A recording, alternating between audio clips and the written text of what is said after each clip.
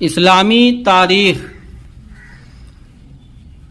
حضور صلی اللہ تعالی علیہ وسلم نے اعلان نبوت ہونے کے بعد جب آقا صلی اللہ علیہ وسلم نے نبوت کا اعلان کیا کہ میں نبی ہوں، تو 3 سال تک پوشیدہ طور سے اللہ کے دین کی دعوت دیتے رہے۔ جب اللہ تعالیٰ کی طرف سے کھلم کھلا اسلام کی دعوت دینے کا حکم نازل ہوا تو آپ نے صفا پہاڑ کی چوٹی پر چڑھ کر قریش مکہ کے بڑے بڑے لوگوں کو آواز دی۔ جب سب جمع ہو گئے تو آپ نے فرمایا، اے لوگوں، اگر میں تم سے یہ کہوں کہ اس صفا پہاڑ کے پیچھے ایک لشکر آ رہا ہے، پہاڑی کے پیچھے سے ایک لشکر آ رہا ہے جو عنقریب تم پر حملہ کرنے والا ہے، تو کیا اس کا یقین کرو گے؟ تو تمام لوگوں نے کہا ہاں۔ کیوں؟ کیونکہ آپ نے کبھی جھوٹ نہیں بولا، ہمارے نبی نے کبھی جھوٹ نہیں بولا۔ تو ان لوگوں نے کہا کہ بالکل ہم آپ کی بات کو تسلیم کرتے ہیں۔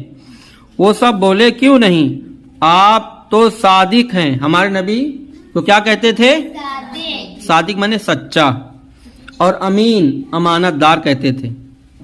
پھر آپ نے فرمایا، لوگوں، ایک اللہ پر ایمان لاؤ۔ اللہ پر ایمان لاؤ کیا مطلب؟ اللہ ایک ہے، اور بتوں کی عبادت چھوڑ دو۔ بتوں کی عبادت یعنی اللہ کے علاوہ کوئی دوسرا خدا نہیں ہے۔ اور میں تم کو ایک سخت عذاب سے ڈرانے اور آگاہ کرنے آیا ہوں کہ جو اللہ پر ایمان نہیں لائے گا، اسلام قبول نہیں کرے گا، تو وہ جہنم کی آگ میں جلے گا، جو بالکل تمہارے سامنے ہے۔ یہ سن کر تمام لوگ سخت ناراض ہوئے اور نبی کو برا کہنے لگے۔ آپ صلی اللہ علیہ وسلم کے چچا ابو لہب نے بہت سختی سے کلام کرتے ہوئے کہا، سارے دن تمہارے لیے خرابی ہو، کیا صرف یہی کہنے کے لیے تم نے ہمیں بلایا تھا؟ اس کے بعد سے ہی آپ سے دشمنی اور مخالفت شروع ہو گئی۔ اللہ کی قدرت، اللہ کی طاقت دیکھیے۔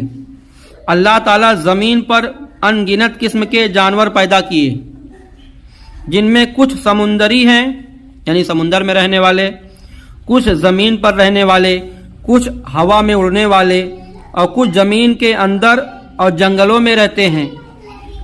غرض اللہ کے مخلوق بے شمار، لیکن یہ جانور نہ تو کھانے پینے کی چیزوں کو جمع رکھتے ہیں، نہ ہی اپنے پیٹھ پر لاد کر چلتے ہیں، بلکہ صبح کو خالی پیٹ اللہ کے زمین پر روزی کی تلاش میں نکلتے ہیں اور شام کو پیٹ بھر کر واپس آ جاتے ہیں۔